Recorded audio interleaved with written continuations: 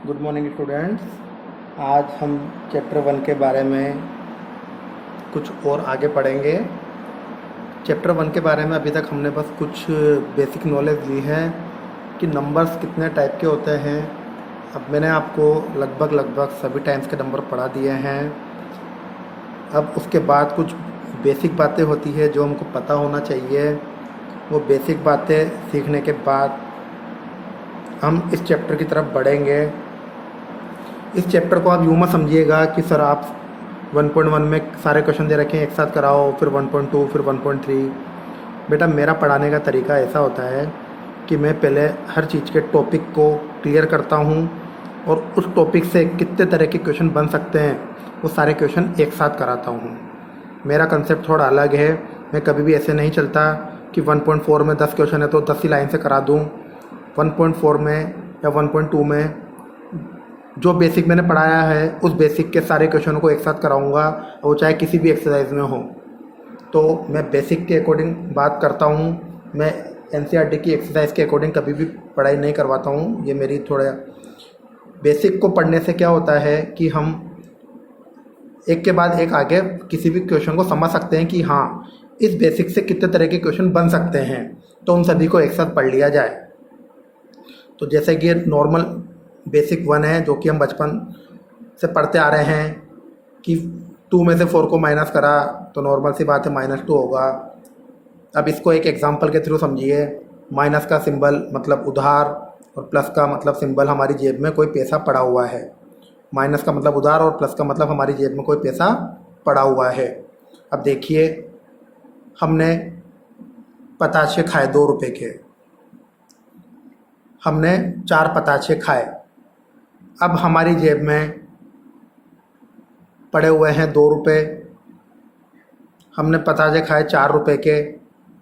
अब हमारी जेब में पड़े हुए हैं 2 रुपये।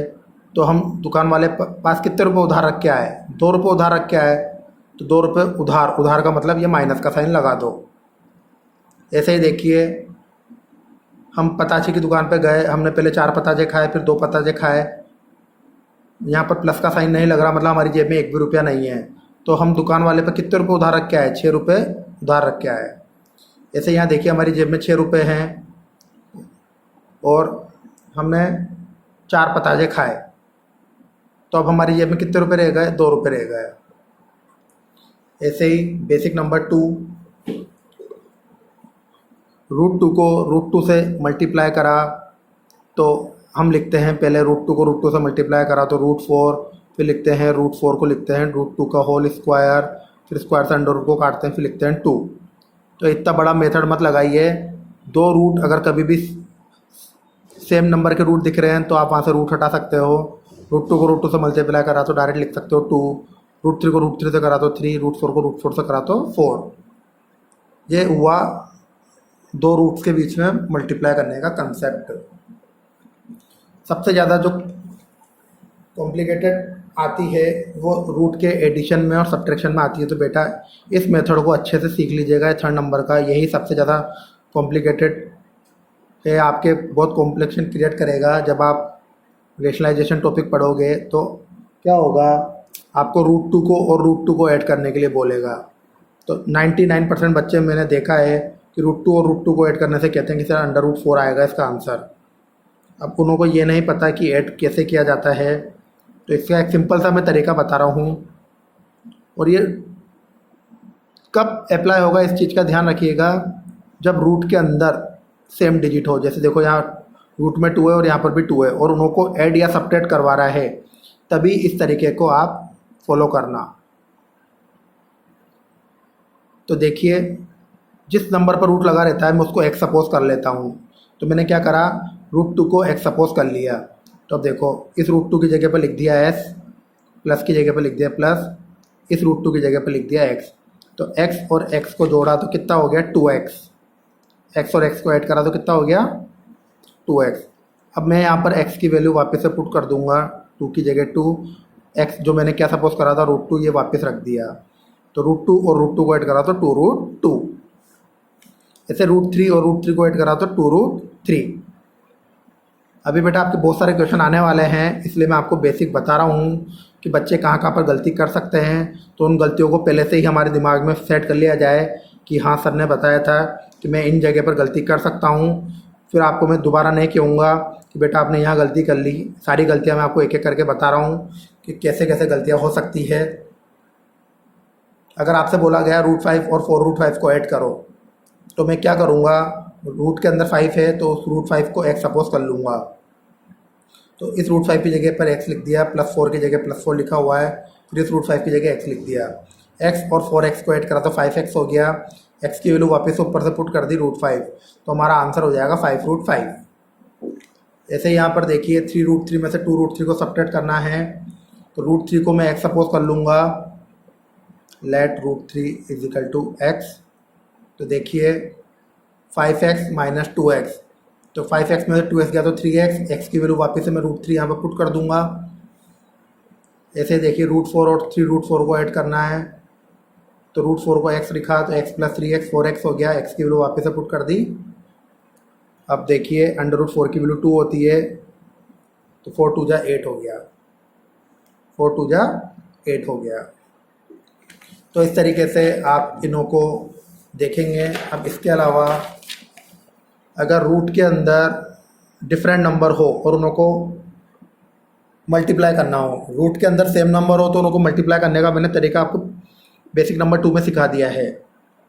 अब रूट के अंदर डिफरेंट नंबर हो तो उसको मल्टीप्लाई कैसे किया जाता है, यहाँ पर √2 है और यहाँ पर √3 है, तो आपको क्या करना है, एक सिंगल रूट लगाना है और उन दोनों नंबरों को मल्टीप्लाई करके लिख देना है।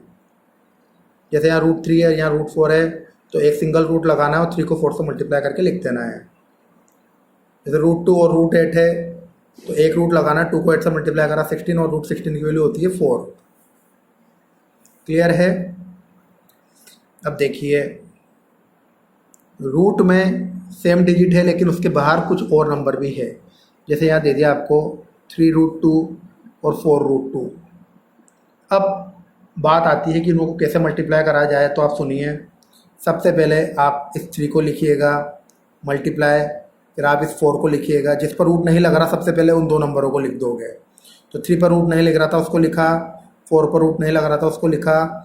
तो बेसिक नंबर 2 में मैंने आपको सिखाया √2 को √2 से मल्टीप्लाई करा तो क्या होता है 2। तो जब इन तीनों नंबरों को मल्टीप्लाई करा तो कितना हो गया 24। क्लियर। अब जैसे देखिए यहाँ पर लिखा हुआ है 3√2 और 4√3।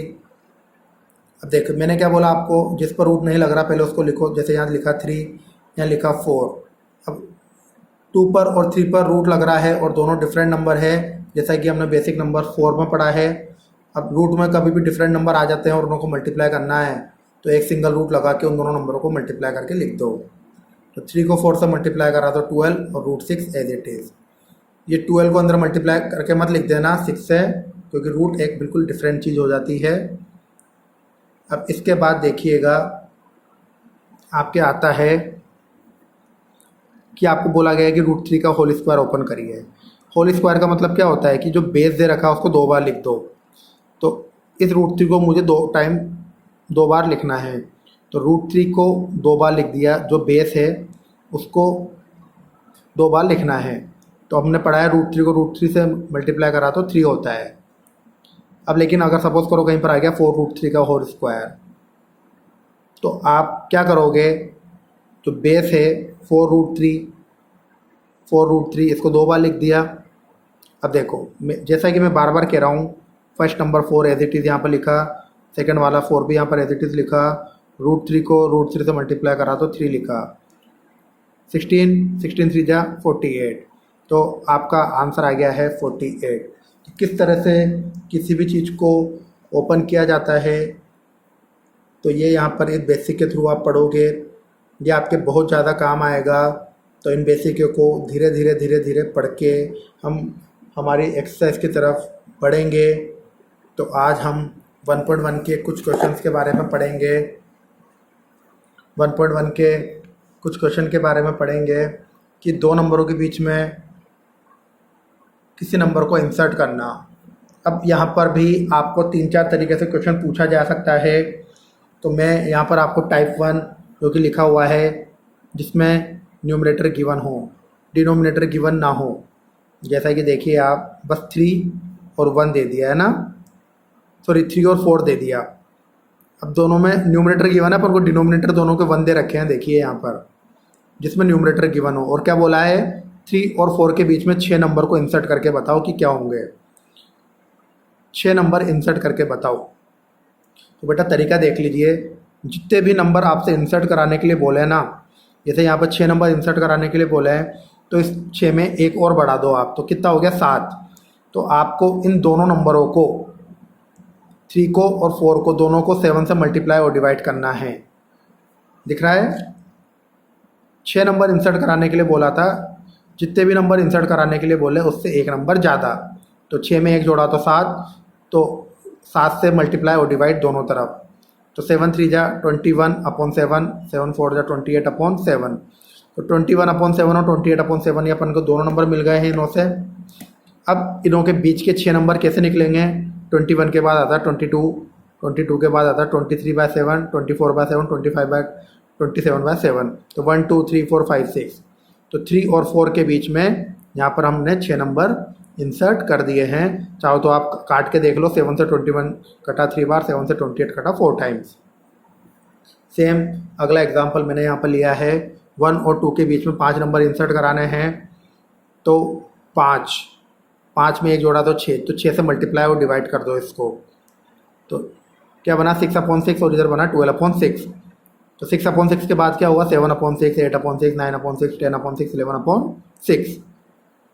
तो यहाँ पर 6 से 6 को काटा तो 1, 6 से 12 को काटा तो 2। तो 1 और 2 के बीच में ये 5 नंबर इंसर्ट हो गए हैं। अब जैसा कि आप देख पा रहे हैं, ऐसे क्वेश्चन जब यहाँ पर डिनोमिनेटर दे रखे हों और डिनोमिनेटर सेम हों, तो भी यही तरीका लगेगा। जब डिनोमिनेटर सेम हो, तो 3/5 और 4/5 के बीच में 5 नंबर इंसर्ट कराने हों, तो भी सेम तरीका। 3/5 और 4/5 ये दे रखा है, 5 में एक जोड़ा तो 6, तो 6 से ऊपर और नीचे मल्टीप्लाई डिवाइड कर दिया। यहाँ 18/30 आया, यहाँ 24/30 आया। 18/30 और 24/30 के बीच में जो नंबर आ रहे हैं 1 2 3 4 5, ये 5 नंबर इंसर्ट हो गए हैं। अब टाइप 2 का बी वाला पार्ट, जब आपको डिनोमिनेटर डिफरेंट दे रखे हों, जब आपको डिनोमिनेटर डिफरेंट दे रखे हों, तो देखिए आपको क्या करना होगा। यहाँ पर दे रखा है माइनस का 2/3 और यहाँ पर दे रखा है 1/4। तो आपको करना ये होगा कि फर्स्ट वाले का डिनोमिनेटर क्या है 3, तो इस 3 को उस तरफ ले जाओ और मल्टीप्लाई और डिवाइड कर दो, जैसे कि यहाँ देख पा रहे हो आप। और इधर वाले का डिनोमिनेटर क्या है 4, तो आपको इस तरफ ले जाना है और मल्टीप्लाई और डिवाइड कर देना है। तो 4/4। तो देखिए इधर हो गया माइनस का 8/12 और इधर हो गया 3/12। तो -8/12 और 3/12 के बीच में -7, -6, -5, -4 ऐसे कितने ही नंबर आप इंसर्ट करा सकते हो, देख पा रहे हो। तो देखिए यहाँ पर 5 है, तो इस 5 को मैं उधर ले जाऊँगा तो कितना हो जाएगा, ये 5 को ऊपर नीचे कर दिया। यहाँ 8 है, तो इसके जस्ट सामने कितना है, तो देखो 2 को ऊपर और नीचे मल्टीप्लाई कर दिया। तो यहाँ हो गया 16/40 और यहाँ हो गया 25/40। तो इसके बीच में आप कितने ही नंबर इंसर्ट कर सकते हो। आपसे बस जितने पूछे जाएँ आप उनमें से उतने लिख देना, और आप जितने इंसर्ट कर सकते हो उतने आप इंसर्ट कर सकते हो। तो आज 1.1 के ये 2 नंबरों के बीच में रेशनल नंबर को इंसर्ट करने का टॉपिक है। तो आप सभी क्वेश्चंस को करिएगा, बाकी का फिर मैं कल के लेक्चर में आपको एक्सप्लेन करूँगा।